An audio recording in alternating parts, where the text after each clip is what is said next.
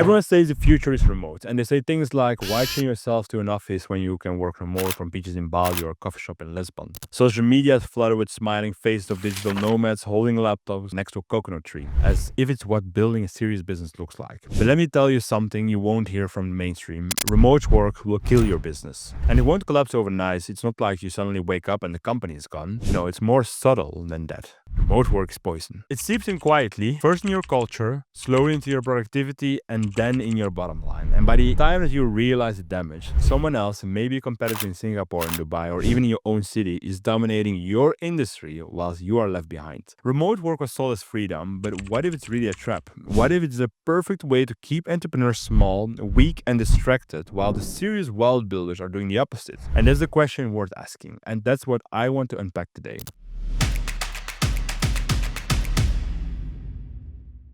To understand why remote work became the gospel of modern workplace, we need to rewind to 2020. When COVID hit with lockdowns, fear and confusion and chaos, office closed overnight. So Zoom became the new headquarters and Slack became the hallway and sweatpants became the dress code. In those months, remote work was not a choice, it was a lifeline. So businesses that couldn't adapt to this new style simply died out. And so everyone hailed remote work as the savior. So look at us, we don't need offices, we work flexible and we are surviving. But here's the real problem. Survival is not the same as thriving. It's like being at a war front and all you've got survives canned beans. It will keep you alive, but you would choose canned beans for the rest of your life after the war is over and peace is restored? Of course not. You want fresh food, you want vegetables, you want some greens, and abundance of nourishment. Remote work was the canned beans of the pandemic, an emergency measure. The mistake was believing it was a gourmet meal, and so entrepreneurs took a temporary patch and made it a permanent policy. And that's where the cracks began. That's not an accident, that's the difference between canned beans and real food.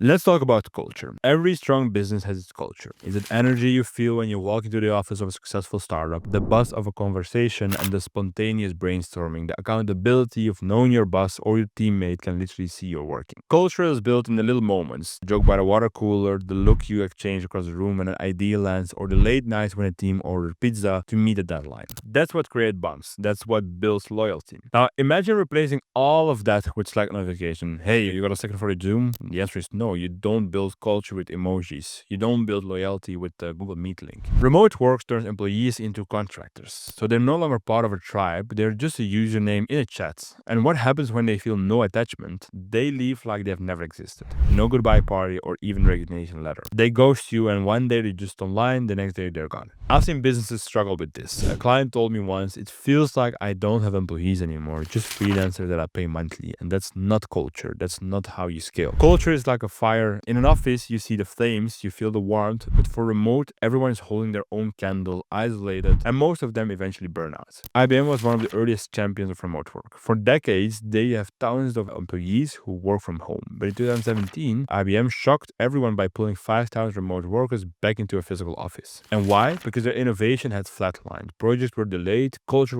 had weakened, and collaboration was dead. They realized that without in-person energy, their competitive edge was gone. What about productivity? The biggest selling point of remote work. People say we're actually more productive at home. And on paper, it might look true. Tasks are completed, hours are logged, checkbox ticked, but the numbers fly. What you can measure are the distractions, like kids running in the background, dogs barking, Netflix on the second screen, bad Wi-Fi, and endless interruptions. Multiply that across a team of 50 or 100, and suddenly you're bleeding hours you can't even see. That's the productivity mirage. And here's the darker side. Remote work has normalized time theft. Employees are working 2 jobs at once. And this isn't a rare exception, it's a growing trend. A so-called top performer of yours might secretly be another company's payroll, splitting focus, loyalty, and energy. Now ask yourself if you would bet your entire business on someone who is half committed to you. Google's own internal study found that fully remote workers were less productive, slower to collaborate, and more likely to disengage. Remote work opened borders and suddenly you can hire from anywhere. That sounds like a gift, right? But you have access to global talent pools, cheaper wages in developing markets, and endless options. But here's the plot twist. If you can hire globally, so can your competitor. An 80,000 software developer you think is loyal, a Dubai founder can swoop him in and offer $120,000 tax-free. A Singapore company can pay more and throw in a permanent residency with cheaper income tax. The globalization of talent doesn't level the playing field, it raises the stakes. The winners aren't those scattering collaborating teams across the globe, but those who centralize, unify, and make employees feel like they're part of a mission worth sacrificing for. That's what builds loyalty, and that's what keeps people through hard times. Now let's get practical: taxes and compliance. When you let employees work from anywhere, you're not just giving them flexibility, you're inviting legal headache you didn't plan for. An employee who decides to work just a few months from Bali can trigger permanent establishment laws. Suddenly, your business is liable for taxes in Indonesia.